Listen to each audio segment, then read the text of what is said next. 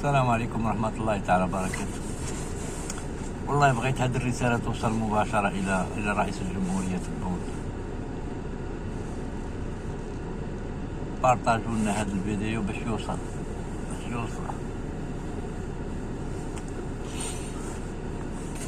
احنا بغينا نعرفوا هذه بقايا العصابة اللي راها تخوف الولاد والوزارة. يا هل ترى كون جات الحكومة عندنا شرعية، يا هل ترى يخرج رئيس دولة ويقول هناك بقايا عصابة، يعني كانت عصابة وباقي منها بقايا. يعني يا ريت كانت حكومة شرعية ما نسمعوش هذا الكلام من عند رئيس الجمهورية.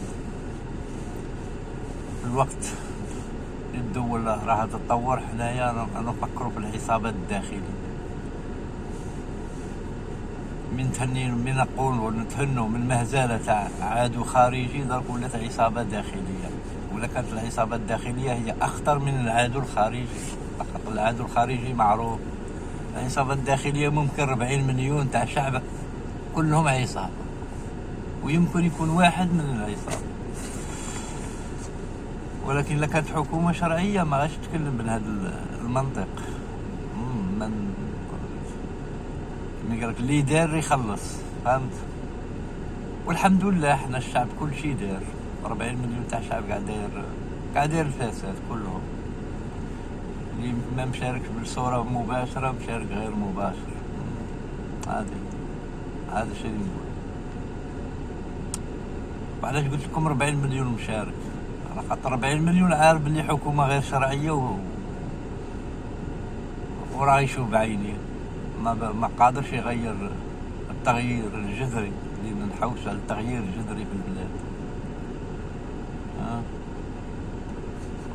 ونتمنى هذه الرسالة توصل أصحاب القرار. احنا بعد ولينا نحشو ونقولوا احنا جزائريين. من 2019 لهاد الساعة إنسان يحشم باش يقول أنا جزائري. علاش؟ خاطر الجزائر هي الأم تاعنا، وللأسف الأم اغتصبت. دونك الإنسان اللي عنده مغتصبة يحشم باش يقول هذه أمه، يعني الجزائر أنا جزائر، باش تفهموها. والميساج ممكن يكون وصلكم. والسلام عليكم ورحمة الله تعالى وبركاته.